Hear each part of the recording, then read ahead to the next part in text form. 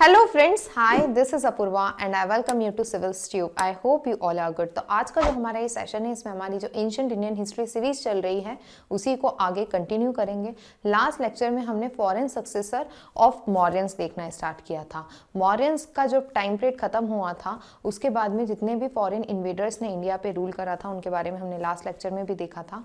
Last lecture में हमने discuss करा था इंडो ग्रीक्स के बारे में और सार्क रूलर्स के बारे में, जिनको हम स्केथियंस भी बोलते हैं। अब जो हमारा आज का लेक्चर है इसमें हम डिस्कस करेंगे पार्थियंस के बारे में, उसके अलावा कुशान्स के बारे में। इंडो पार्थियंस का ऐसा कोई बहुत इंपॉर्टेंट रोल नहीं है, बट एक ही इंपॉर्टेंट किंग है। उस समय सेंट थॉमस आए थे जो कि क्रिश्चियन मिशनरीज थे। उसके बाद में जो कुशान डायनेस्टी है वो बहुत इंपॉर्टेंट है, उससे रिलेटेड क्वेश्चंस आते हैं एग्जाम के अंदर। यूपीएससी में काफ़ी सारे क्वेश्चंस बनते हैं, प्लस एमपीपीएससी में भी काफ़ी ज़्यादा क्वेश्चंस बनते हैं कुशान किंग से रिलेटेड, तो उसे हम डिटेल में डिस्कस करेंगे। तो let's start with our today's lecture. तो हमने लास्ट लेक्चर में सबसे पहले डिस्कस करा था इंडो ग्रीक्स के बारे में। उसमें हमने मेनेंडर के बारे में डिस्कस करा था जो कि इंपॉर्टेंट ग्रीक किंग थे। हमने देखा था कि ग्रीक्स को किस तरीके से सार्क्स ने सब्जुकेट किया था, सार्क्स ने डिफीट किया था, और उसके बाद में सार्क रूलर्स का rule north western frontier province, north western India के अंदर स्टार्ट हो गया था। उसके बाद में हम आगे चल के देखते हैं कि जो सार्क्स थे उनको सब्जुकेट कर दिया था कुशान किंग्स ने, और वहाँ पे कुशान किंग्स इस्टेब्लिश हो गए थे। बट कुशान्स के पहले पार्थियंस ने उस पर्टिकुलर रीजन पे रूल किया था। तो हम सबसे पहले देखते हैं पार्थियंस के बारे में। आप ये मैप देख रहे हैं आप ये मैप देख रहे हैं। इस मैप में आपको दिख रहा होगा कि ये इंडो पार्थियन किंगडम बन गया था। इंडो पार्थियन किंगडम तब ये बना था, तो ऐसा कोई बहुत ज़्यादा इंपॉर्टेंट किंग्स नहीं रहे हैं, बट जो भी थोड़ी बहुत इंपॉर्टेंट हिस्ट्री है तो हम वो देख लेते हैं। हम देखते हैं कि जो इंडो पार्थियन जो किंगडम था उसको हम गोंडोफेराइट डायनेस्टी के नाम से भी जानते हैं। इनका रूल कहाँ पे था? Afghanistan, Pakistan, north northern India वाले रीजन के अंदर इनका रूल था। कब था? फर्स्ट सेंचुरी एडी के अंदर। मतलब कि हम क्या देखते हैं कि इंडो ग्रीक्स का रूल खत्म हो गया था कुछ सोर्सेस के अकॉर्डिंग 55 बीसी में, कुछ सोर्सेस के अकॉर्डिंग 10 ईडी के अंदर। फिर उसके बाद में यहाँ पे सार्क्स भी आ गए थे, और सार्क्स के अलावा यहाँ पे पार्थियंस भी आ गए थे। ओके, तो ये थोड़े थोड़े रीजन्स के अंदर रूल कर रहे थे इस पर्टिकुलर पार्ट में। अब हम सबसे पहले देखते हैं कि पार्थियंस कौन थे। तो पार्थियंस एक ईरानियन ट्राइब थी जिनके जो किंग्स थे वो टाइटल लेते थे गोंडोफेरस का। ठीक है, तो गोंडोफेरस का टाइटल कौन से किंग्स लेते थे? इंडो पार्थियंस लेते थे। ये जो इंडो पार्थियंस थे ये इंडो ग्रीक्स और इंडो स्केथियंस के बाद में आए थे, बट इनका रूल कोई बहुत ज़्यादा लंबे समय तक नहीं रहा, थोड़े से समय के लिए इन्होंने रूल करा था, और उसके बाद में जो कुशान किंग्स थे उन्होंने इनको डिफीट कर दिया था और इस रीजन से हटा दिया था। ओके, तो फर्स्ट सेंचुरी एडी के अंदर ही इनका रूल स्टार्ट हुआ, और 15-20 साल 25 साल थोड़ा बहुत जो रूल था उसके बाद में कुशान किंग्स ने इनको डिफीट कर दिया। अब हमको इनकी इन्फॉर्मेशन कहाँ से मिलती है? हम ऑलरेडी डिस्कस कर चुके हैं कि मैक्सिमम जो फॉरेन इन्वेडर्स की हमको इन्फॉर्मेशन मिलती है और जो फॉरेन किंगडम्स की हमको इन्फॉर्मेशन मिलती है वो थ्रू कॉइन्स मिलती है। तो हमको ये जो पार्थियंस थे उनके कॉइन मिलते हैं इस पर्टिकुलर रीजन से, जिससे हमको पता चलता है कि इनका यहाँ पे रूल था, और ये जो कॉइन्स है यही हमारा मेन सोर्स है इनसे रिलेटेड इंफॉर्मेशन का। तो आप इस बात को समझिए कि जो कॉइन्स थे, जो न्यूमिस्मेटिक एनालिसिस था, वो कितना इम्पॉर्टेंट था इनकी डायनेस्टीज़ के बारे में जानने के लिए। ओके, तो ऐसे कोई बहुत इंपॉर्टेंट रूलर्स नहीं हैं, एक ही इंपॉर्टेंट रूलर है, वो है गोंडोफेरस वन। ओके, जो गोंडोफेरस वन थे ये माना जाता है कि ये फर्स्ट रूलर थे, यही स्ट्रॉन्ग रूलर थे, और इनके जाने के बाद में पार्थियन डायनेस्टी डिक्लाइन हो चुकी थी। फर्स्ट रिनोन पार्थियन किंग थे। इम्पॉर्टेंट ये है कि जो सेंट थॉमस थे ये क्रिश्चियन मॉन्क बोल सकते हैं, वो क्रिश्चियनिटी को प्रोपोगेट करने के लिए इंडिया में इन्हीं के टाइम पे आए थे। ठीक है, तो यही इनसे रिलेटेड बहुत इंपॉर्टेंट फैक्ट है। एमपीपीएससी, यूपीपीएससी, राजस्थान पीएससी, जो भी ये एग्जाम्स होती है उसके अंदर ये वन लाइनर ये क्वेश्चन बन सकता है। प्लस यूपीएससी के अंदर यदि 2-4 पॉइंट्स दिए हैं तो उसके अंदर ये पॉइंट हो सकता है कि सेंट थॉमस जो थे वो इंडिया किसके टाइम पे आए थे, तो वो गोंडोफेरस वन के टाइम पे आए थे। ये चीज़ आपको पता होनी चाहिए। अब हम देखते हैं कि गोंडोफेरस के बाद में जो इंडो पार्थियंस थे उनका रूल इंडिया में एंड हो गया, और कुशान किंग्स ने उनको ओवर पावर कर लिया।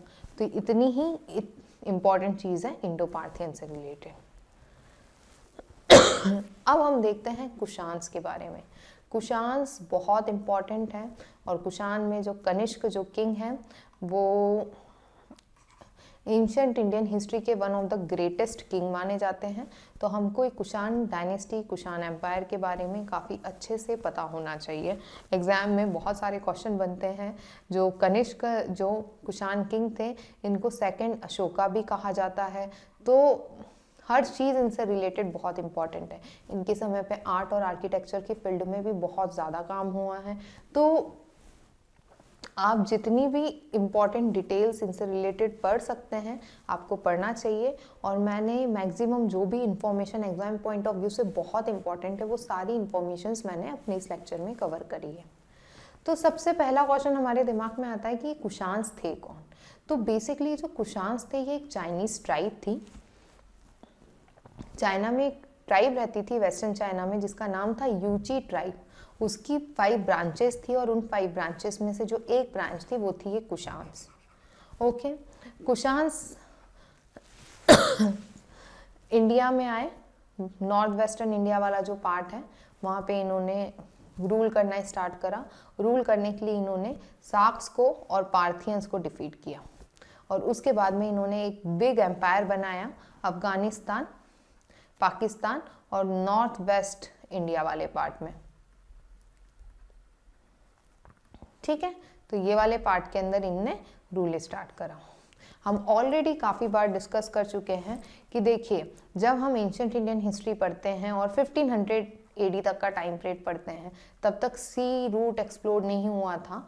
उसके पहले तक आप जितने भी इंडिया में इन्वेजन्स देखते हैं और जितने भी फॉरेन रूलर्स देखते हैं जो इंडिया में आकर अपना रूल इस्टेब्लिश करते हैं वो इसी पार्ट से आते हैं, नॉर्थ वेस्टर्न फ्रंटियर प्रोविंस। तो जितने भी फॉरेन इन्वेडर्स आप देखेंगे वो सबसे पहले अपना रूल इसी पर्टिकुलर रीजन के अंदर इस्टेब्लिश करते हैं। तो इन्होंने अपना बिग एम्पायर कहाँ बनवाया था? अफगानिस्तान, पाकिस्तान और north western part of India के अंदर, नदर्न पार्ट ऑफ इंडिया में। यदि हम इनके किंग्स की बात करें तो जो सबसे पहले जो किंग थे इस डायनेस्टी के जिन्होंने कुशान डायनेस्टी को इस्टेब्लिश करा और इस एम्पायर को इस्टेब्लिश करा वो थे कुजुल कैडेफिसिस। जो कुजुल कैडेफिसिस थे इनका टाइम पीरियड था 30 से लेकर 80 AD तक। जो कुजुल कैडेफिसिस थे ये फर्स्ट यूची चीफ थे जिन्होंने हिंदकुश माउंटेन को क्रॉस करा था और उसके बाद में कुशान एम्पायर की नींव रखी थी। ओके, ये जो हिंदकुश माउंटेन है वो इस रीजन के अंदर आता था, उसको क्रॉस करके इन्होंने इस रीजन के अंदर अपने एम्पायर की नींव रखी, laid the foundation of Kushan empire. इसके बाद में हम देखते हैं कि इन्होंने सुप्रीमेसी अचीव करी in region of Kabul, Kandahar and Afghanistan. ठीक है, तो इस पर्टिकुलर रीजन में मतलब कि अफगानिस्तान वाले रीजन के अंदर इन्हें पहले अपनी सुप्रीमेसी इस्टेब्लिश करी और फिर ये आगे की तरफ बढ़े। इसके बाद में इनके बेटे का रूल स्टार्ट हुआ जिनका नाम था वीमा तख्तू सदाशकना।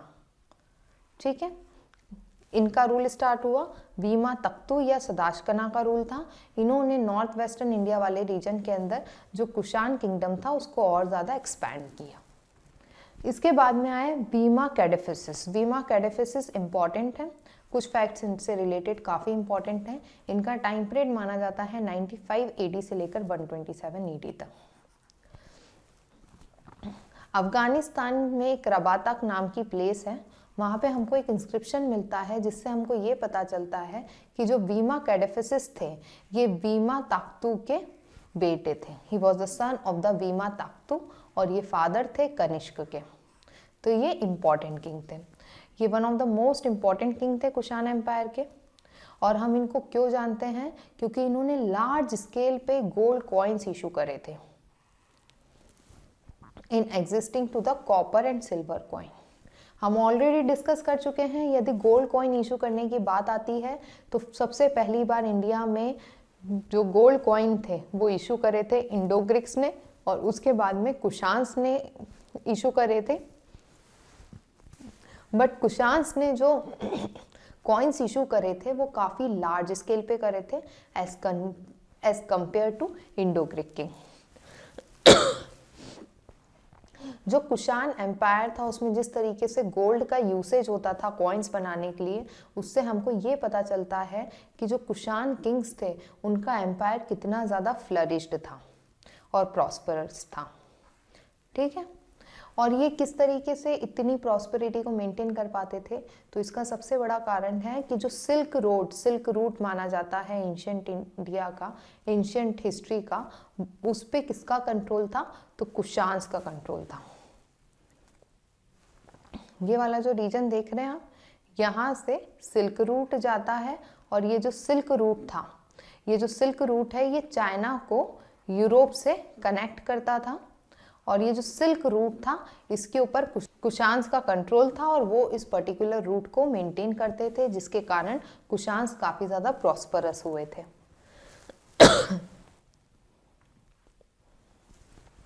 एक और इम्पॉर्टेंट चीज़ है वीमा कैडेफिसिस के बारे में, वो ये कि ये शिव के डिपोटी थे, शिव के फॉलोअर थे, और ये बात हमको पता चलती है इनके कॉइन से। इनके जो कॉइन्स हमको देखने के लिए मिलते हैं उसके ऊपर शिव जी बने हुए हैं, उनके एक हाथ में त्रिशूल है, इस तरीके के पिक्चर्स हमको देखने के लिए मिलते हैं, जिससे हमको पता चलता है कि जो वीमा कैडेफिसिस थे ये फॉलोअर थे शिव रिलीजन के।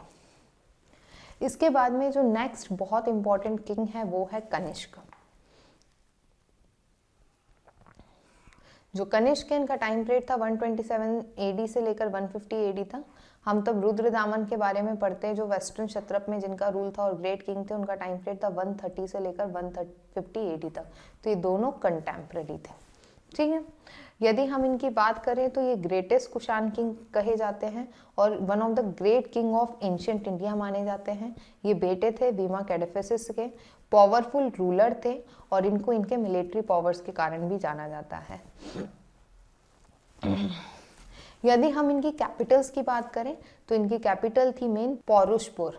जो पौरुषपुर जो प्लेस है वो क्या है, प्रेजेंट डे जो पेशावर जो प्लेस है पाकिस्तान में उसको पौरुषपुर के नाम से जाना जाता था। इसके अलावा तक्षशिला, बैग्राम अफगानिस्तान में, और इंडिया में मथुरा, ये इनकी इंपॉर्टेंट कैपिटल्स थी।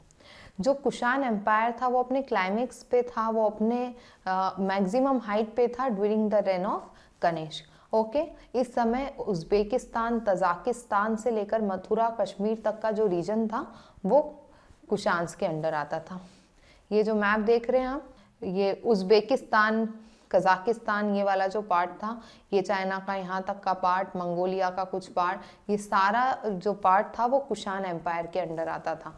तो काफ़ी बड़ी टेरिटरी पे कुषाण्स का रूल था इस पर्टिकुलर टाइम पीरियड में। एक और इम्पॉर्टेंट चीज़ ये है कि जो कनिष्क थे वो फॉलोअर थे बौद्ध रिलीजन के, और उन्होंने पैट्रोनाइज किया था बौद्धिज्म को। बट ये बहुत ज़्यादा टॉलरेंट थे इन हिज रिलीजियस व्यू, मतलब कि जिस तरीके से अशोका काफ़ी ज़्यादा टॉलरेंट थे और सारे रिलीजन के लोगों को इक्वल इम्पोर्टेंस देते थे, उसी तरीके का बिहेवियर हम कनिष्क का भी देखते हैं। ये काफ़ी ज़्यादा टॉलरेंट थे। यदि हम इस समय के कॉइन्स की बात करें तो इनके जो कॉइन्स थे वो मिक्सचर है इंडियन, ग्रीक और ज़ोरेस्ट्रियन डीटीज़ का। इनके जो कॉइन है उस पर आपको हिंदू गॉड, ग्रीक गॉड और ज़ोरेस्ट्रियन जो गॉड्स हैं उनके सबके पिक्चर्स देखने के लिए मिलते हैं। ये बौद्ध धर्म के पैट्रोनेज थे, इन्होंने पैट्रन किया था, और इन्होंने जो 4th बुद्धिस्ट काउंसिल हुई थी उसको भी पैट्रन किया था, और वो इन्हीं के समय हुई थी। और कहाँ हुई थी, कुंडलवन जो प्लेस है कश्मीर में, वहाँ पे हुई थी। यदि हम इनके समय की जो काउंसिल है उसकी बात करें तो उसके जो प्रेसिडेंट थे वो थे वासुमित्र, और जो डेप्यूटी प्रेसिडेंट आप बोल सकते वो थे अश्वघोष। इम्पॉर्टेंट थी ये 4th बुद्धिस्ट काउंसिल क्योंकि यहाँ पे महायान और हीनयान बुद्धिज़्म इन दोनों के बीच में डिवीज़न देखने के लिए मिला था। तो ये जो काउंसिल थी काफ़ी इम्पॉर्टेंट थी। इसके अलावा जो कनिष्क थे इनके कोर्ट में काफ़ी इंटेलेक्चुअल लोग थे। इनके समय पे लिटरेचर की फील्ड में, साइंस की फील्ड में, मेडिसिन की फील्ड में, हर फील्ड में काफ़ी ज़्यादा काम हुआ था। जैसे कि हम बोलते हैं कि जो गुप्ता पीरियड थी वो इन सब चीज़ों के लिए गोल्डन एज मानी जाती है, तो उसकी जो नींव थी, उस चीज़ की जो स्टार्टिंग थी वो कुषाण्स के समय पर हुई थी।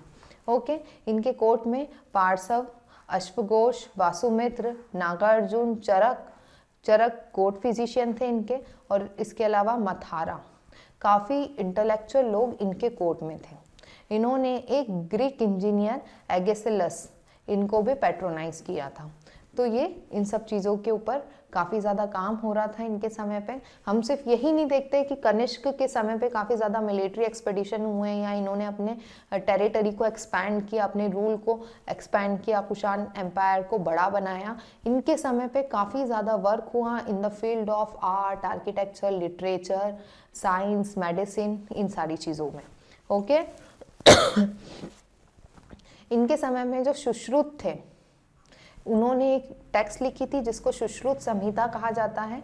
ये जो टेक्स्ट है वो डील करती है मेडिसिन और सर्जरी से।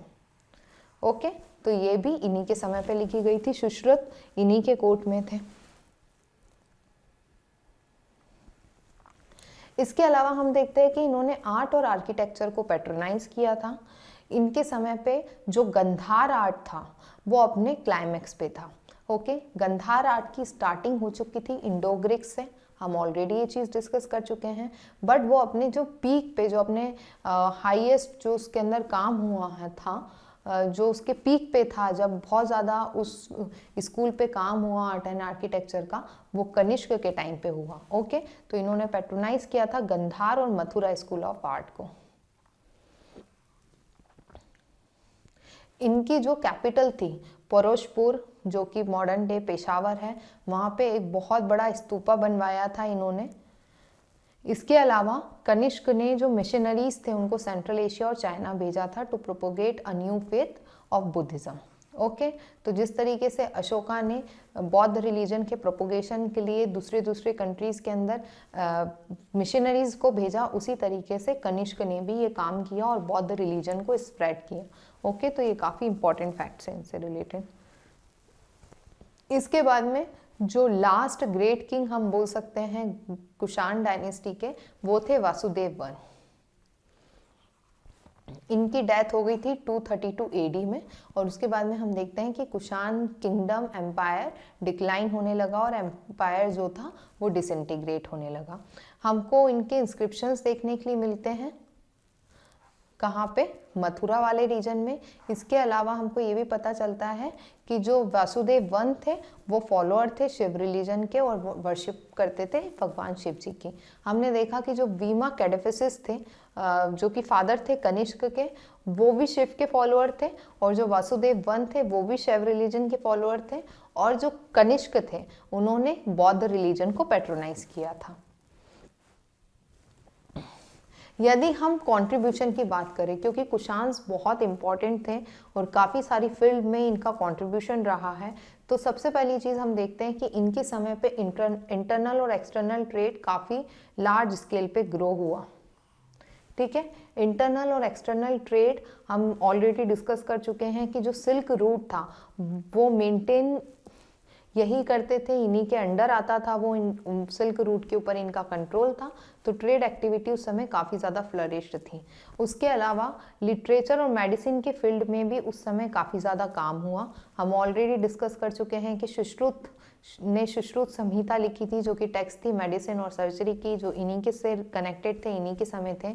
इसके अलावा चरक, जिनको हम फादर ऑफ आयुर्वेद बोलते हैं, उन्होंने मेडिसिन से रिलेटेड बुक लिखी थी जिसका नाम था चरक संहिता। इसके बाद में हम देखते हैं अश्वघोष, जो कि इन्हीं के कोर्ट में थे। ये एक बुद्धिस्ट स्कॉलर थे, इन्होंने बायोग्राफी लिखी थी गौतम बौद्ध पे जिसका नाम था बौद्ध चरित्र।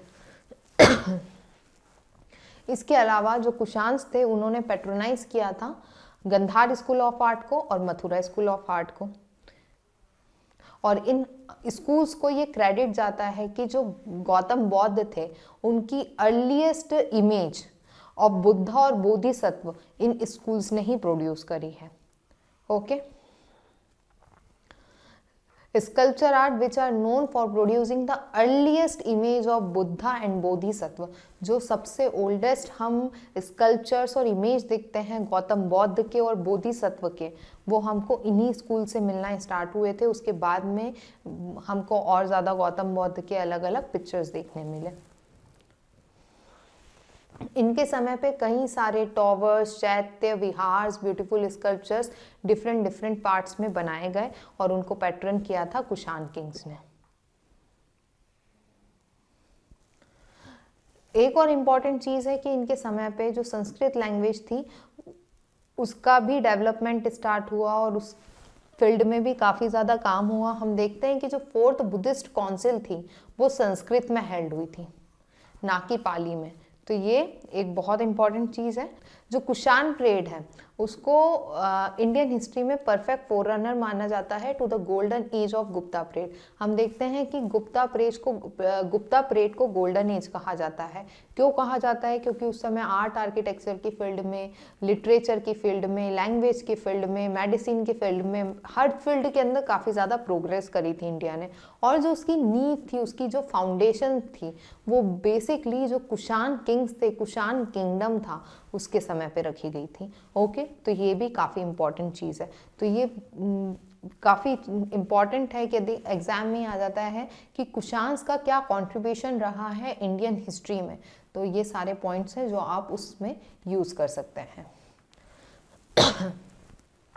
अब हम ऑलरेडी डिटेल के अंदर ये टॉपिक को कवर कर रहे हैं, तो यहीं पे हम गंधार स्कूल ऑफ आर्ट और मथुरा स्कूल ऑफ आर्ट को भी कवर कर लेते हैं, क्योंकि ये दोनों स्कूल्स बहुत इंपॉर्टेंट हैं। इनसे रिलेटेड क्वेश्चंस एग्जाम में बनते हैं। Art and architecture of India वाला जो पार्ट है एंशिएंट इंडियन हिस्ट्री का, उसमें ये क्वेश्चंस कहीं ना कहीं बन जाते हैं। कुछ ना कुछ इनसे रिलेटेड क्वेश्चंस देखने के लिए मिलते हैं। तो हम यहीं पे इसको डिटेल में डिस्कस करते हैं। यदि हम गंधार स्कूल ऑफ आर्ट की बात करते हैं, तो Gandhara school of art basically mixture है लोकल और फॉरेनर एलिमेंट्स का। हम ऑलरेडी डिस्कस कर चुके हैं कि जो गंधार स्कूल ऑफ आर्ट है उसकी जो स्टार्टिंग है वो इंडो ग्रीक्स के टाइम पे हुई थी। तो ग्रीक्स का जो इन्फ्लुएंस था वो हमको इस आर्ट के अंदर देखने के लिए मिलता है। यदि हम गंधार स्कूल ऑफ आर्ट की बात करें तो जो इसके रियल पैटर्न्स माने जाते हैं वो माना जाता है साक्स को और उसके बाद में कुषाण्स को। उसमें भी स्पेशली कनिष्क के टाइम पे गंधार स्कूल में काफ़ी ज़्यादा हमको डेवलपमेंट देखने के लिए मिलते हैं। हम देखते हैं कि जब इंडो ग्रीक्स का इंडिया पे इन्वेजन होता है, फिर पार्थियंस आते हैं, इस दौरान जो north western part of India होता है वहाँ पे वेस्ट एशिया के काफ़ी ज़्यादा लोग आके सेटल हो जाते हैं।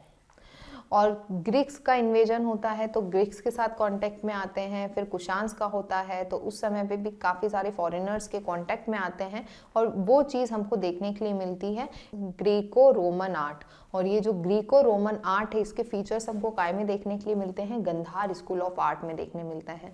तो यदि हम गंधार स्कूल ऑफ आर्ट की बात करते हैं तो उसमें काफ़ी सारे फीचर्स हमको ग्रीक माइथोलॉजी से रिलेटेड और ग्रेको और रोमन आर्ट जो है उसका इन्फ्लुएंस देखने के लिए मिलता है।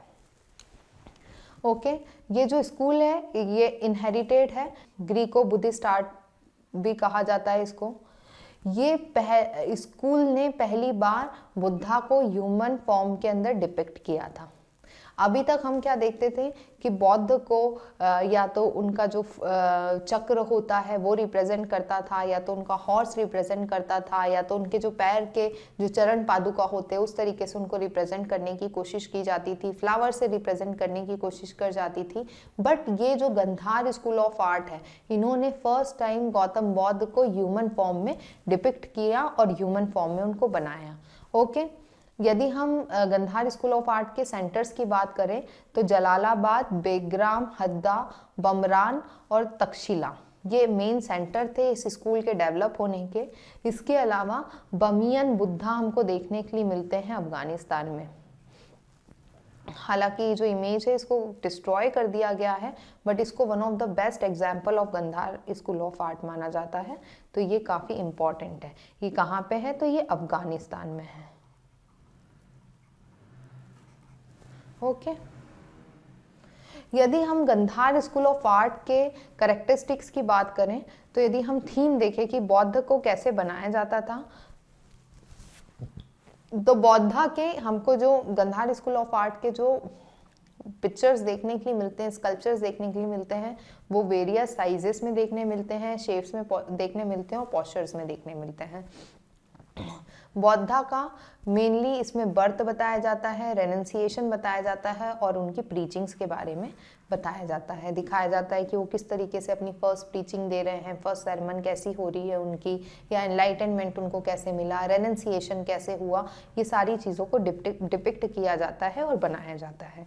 यदि हम बुद्धा की इमेज की बात करें तो काफ़ी एनाटॉमिकल एक्यूरेसी, स्पेशियल डेप्थ और पोर साइटनिंग के साथ बनाया जाता है।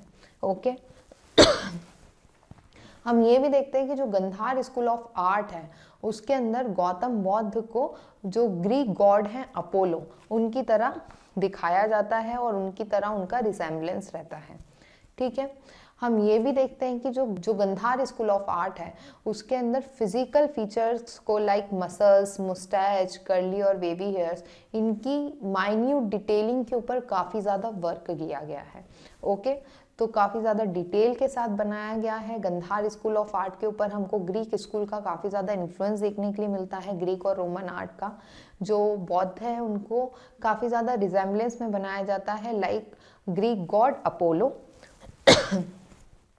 एनाटॉमिकल एक्यूरेसी, स्पेशियल डेप्थ और पोर साइटनिंग के साथ बनाया जाता है। यदि इमेजेस की बात की जाए तो हमको इसमें गौतम बुद्ध का बर्थ, रेनेंसिएशन, उनकी प्रीचिंग्स, उनकी सरमन, ये सारी चीज़ें देखने के लिए मिलती हैं। देख रहे हैं आप इस फिगर के अंदर rich carving, elaborate ornamentation, symbolic expressions के ऊपर काफ़ी ज़्यादा वर्क किया जाता है। जो फेस होता है वो काफ़ी ज़्यादा काम और ट्रैंक्विलिटी वाला देखने के लिए मिलता है आपको। ये जो इमेज है इसके अंदर आप देख रहे होंगे कि जो ड्रैपरी है, इनकी जो कपड़े ये पहने हैं उनके ऊपर काफ़ी ज़्यादा थिक और लार्ज और बोल्ड फोल्ड लाइंस देखने के लिए मिलेगी। जो है फोरहेड होगा वो लार्ज है, जो ईयर लोब्स हैं वो छोटे हैं, और ये जो बना हुआ है ये जो फिगर ये बना है ग्रे सैंडस्टोन और स्टूको का। पहले ग्रे सैंडस्टोन के बनते थे और फिर बाद में लाइमस्टोन का यूज़ होता था जिसको स्टूको भी कहा जाता है। तो ये इम्पॉर्टेंट है कि काय के बने होते हैं और किस तरीके से रिप्रेजेंट किया जाता है, ये चीज़ भी इम्पॉर्टेंट होते हैं। एक और चीज़ है कि यहाँ पे ये जो पीछे आप हेलो देख रहे हैं ये काफ़ी सिंपल और प्लेन देखते हैं, कुछ इतना ज़्यादा इसके ऊपर कुछ डिज़ाइंस नहीं बनी होती हैं। इनके वेवी और कर्ली हेयर्स भी आपको देखने के लिए मिलेंगे इस पिक्चर में। अब हम डिस्कस करेंगे Mathura school of art. Mathura school of art हम यहाँ पे इसलिए डिस्कस कर रहे हैं क्योंकि कुषाण किंग जो कनिष्क थे उन्होंने इस स्कूल को भी पैट्रन करा था। यदि हम मथुरा स्कूल ऑफ आर्ट की बात करते हैं तो जो इसका डेवलपमेंट है वो पोस्ट मॉडर्न पीरियड में स्टार्ट हो चुका था। हमने जो यक्ष यक्षिणी के बारे में डिस्कस करा था उसका बाद में जो हम फॉर्म्स देखते हैं वो मथुरा स्कूल ऑफ आर्ट में ही देखते हैं। पोस्ट मॉडर्न टाइम मतलब शुंग डायनेस्टी के समय पे ये डेवलप हो रहा था और ये अपने पीक पे था जब गुप्ता पीरियड था, मतलब कि 325 एडी से लेकर 600 एडी के बीच में ये अपने पीक पे था। जिस तरीके से हमने देखा कि जो गंधार स्कूल ऑफ आर्ट था वो ग्रीक रोमन आर्ट से काफ़ी ज़्यादा इन्फ्लुएंस था, मिक्सचर था फॉरेन और इंडियन आर्ट का। वहीं पे हम देखते हैं कि जो मथुरा आर्ट है वो इंडिजीनियस आर्ट है, वो मेनली इंडिया में ही डेवलप हुआ है और इंडिया में जिस तरीके की चीज़ें बनती थी वो ही है, उसमें किसी भी तरीके का फॉरेन इन्फ्लुएंस हमको देखने के लिए नहीं मिलता है। ओके, यदि हम मेन जो सेंटर्स हैं इस स्कूल के उसकी बात करें तो मथुरा, उसके अलावा सारनाथ और कौसंबी, ये तीनों इसके इम्पॉर्टेंट सेंटर्स थे। यदि हम यहाँ पे मटेरियल की बात करें तो यहाँ पे स्पॉटेड रेड सैंडस्टोन यूज़ होता था। वहाँ पे हमने ग्रे सैंडस्टोन पढ़ा, उसके बाद में स्टूको पढ़ा। यहाँ पे रेड सैंडस्टोन यूज़ होता था, वो भी स्पॉटेड। ओके, ये अपने पीक पे था 6-7 सेंचुरी एडी के अंदर। यदि हम रिलीजियस इन्फ्लुएंस की बात करें तो गंधार स्कूल ऑफ आर्ट में हमको गौतम बुद्ध के ही पिक्चर्स, स्कल्पचर्स देखने के लिए मिलते हैं। उन्हीं को बनाया जाता था, उनकी लाइफ के डिफरेंट इवेंट्स को डिपिक्ट किया जाता था, बनाया जाता था। बट हम तब मथुरा स्कूल ऑफ आर्ट की बात करते हैं तो यहाँ पे आपको हिंदू रिलीजन, जैन रिलीजन, बौद्ध रिलीजन, इन चारों की इमेजेस देखने के लिए मिलती हैं। ओके, यदि हम मथुरा स्कूल ऑफ आर्ट की बात करें तो इसका जो रिमार्केबल फीचर है वो है जिन्ना, मतलब कि जो गौतम महावीर स्वामी हैं जिन्ना की इमेज वो, और indigenous style of Buddha image, ये दोनों रिमार्केबल फीचर है। अब आप ये जो इमेज देख रहे हैं ये बोधिसत्व है। ओके अब आप यहाँ पे देख रहे हैं हेलो किस तरीके का बना है। इसके अंदर कुछ ज्योमेट्रिक डिजाइन्स है, काफ़ी सारी चीज़ें इसके अंदर बनाई गई हैं, काफ़ी सारी चीज़ों के ऊपर फोकस किया गया है। जब हम ग्रीक स्कूल ऑफ आर्ट की बात करते हैं तो उस पर आइस पे, मेडिटेटिव फॉर्म पे और ट्रैंक्विलिटी पे, कामनेस पे, उन सब चीज़ों पे बहुत ज़्यादा वर्क किया जाता है। बट यहाँ पर ओवरऑल पिक्चर के अंदर काफ़ी सारी चीज़ों को इम्पोर्टेंस दी जाती है। यदि हम फीचर की बात करें तो ह्यूमन बुद्धा को मोल्ड किया गया है ऑन इमेज ऑफ यक्षास। हमने डिस्कस करा था कि मौर्यंस के टाइम के हमको यक्ष और यक्षिनीज देखने के लिए मिलते हैं, उसी को फर्दर बौद्ध फॉर्म में डेवलप किया गया, उसी तरीके से इमेजेस बनाई गई। यदि हम हेड और फेस की बात करें तो हमको शेप हेड और फेस मिलता है, मस्कुलरिटी यहाँ पे भी देखने मिलती है, जो ड्रेस बनाई गई वो काफ़ी ज़्यादा टाइट और एनर्जेटिक बॉडी देखने मिलती है। जो गौतम बुद्ध का जो फेस है वो रिफ्लेक्ट करता है ग्रेस को। यदि हम फॉर्म की बात करें तो पद्मासन में बनाया जाता है। Right hand in a form of abhaya, हमने तब गौतम बुद्ध का बौद्ध रिलीजन तब डिस्कस करा था, तो हमने ये सारे फॉर्म्स वगैरह वहीं पे डिस्कस करे थे। और इसके अलावा जो उनकी मुद्रा है वो अबव द शोल्डर रेज्ड है, इस तरीके से हम फिगर्स को बनाते हैं। आप देख रहे हैं ये इस तरीके से हाथ इनके थाइस पे रखा हुआ है, ये वाला जो मुद्रा वाला हाथ है वो इस तरीके से ऊपर की तरफ है। तो इस तरीके से आपको बोधिसत्व और गौतम बुद्ध देखने के लिए मिलते हैं, गौतम बुद्ध देखने मिलते हैं मथुरा स्कूल ऑफ आर्ट में। जो बुद्धा है उनको दो बोधिसत्व से सराउंडेड बताते हैं। देखिए ये जो गौतम बुद्ध है ये दो बोधिसत्व से सराउंडेड है। एक आपको मिलेंगे पद्मपाणि। अब पद्मपाणि जो कि लोटस को होल्ड करते हैं इसलिए हम उनको पद्मपाणि बोलते हैं। वज्रपाणि जिनके एक हाथ में वज्र होता है। ये दोनों क्या है, कौन से फॉर्म है, ये सारी चीज़ों को हमने तब गौतम बुद्ध वाला टॉपिक डिस्कस करा था, तो उसमें हमने काफ़ी अच्छे से डिटेल में डिस्कस करा था, क्योंकि अभी ही जो एग्ज़ाम हुई थी 2020 की यूपीएससी की, उसके अंदर क्वेश्चंस बने थे इन पर्टिकुलर टॉपिक से रिलेटेड, तो हमने काफ़ी डिटेल में डिस्कस किया था। इसके अलावा हम देखते हैं हेलो होता है around the head of the Buddha, जो कि ज्योमेट्रिक मोटिव्स बने होते हैं इसमें। हम ऑलरेडी डिस्कस कर चुके हैं, ये जो हेलो है इसके ऊपर आपको ज्योमेट्रिक मोटिव्स देखने के लिए मिलते हैं, काफ़ी डेकोरेटिव होता है ये। अब ये जो स्कूल है मथुरा स्कूल ऑफ आर्ट, इसके अंदर विष्णु जी को भी बनाया जाता है, वैष्णव धर्म को भी रिप्रेजेंट किया जाता है। जो विष्णु जी हैं उनको, विष्णु जी और जो उनके अवतार है वेरियस फॉर्म्स, उनको भी डिपिक्ट किया जाता है, बनाया जाता है। जो शिव जी हैं उनको रिप्रेजेंट किया जाता है इन द फॉर्म ऑफ लिंग और मुख लिंग, मतलब कि जो उनका जो लिंग है उसके ऊपर फेसेस बनाए जाते हैं, उसको बोलते हैं मुख्य लिंग।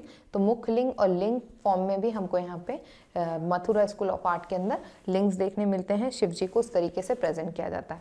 उसके अलावा जो जैन्स होते हैं, जो स्कल्पचर ऑफ महावीर होते हैं, उनके ऊपर हमको प्रोट्यूबरेंस देखने के लिए मिलते हैं, मतलब कि जो उनका जो हेड होता है उसके ऊपर इस तरीके से डॉट डॉट से उठे हुए कुछ बने रहते हैं, तो हमको इस तरीके का कुछ फिगर देखने के लिए मिलता है महावीर स्वामी का।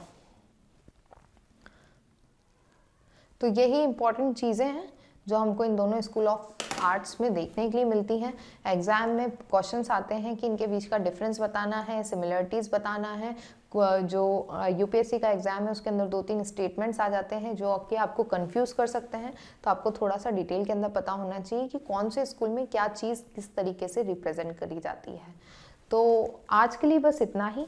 अब जो हमारा नेक्स्ट लेक्चर होगा उसमें हम डिस्कस करेंगे सतवाहन डायनेस्टी के बारे में। जो सतवाहन्स थे वो मौर्यंस के सक्सेसर थे इन साउथ इंडिया।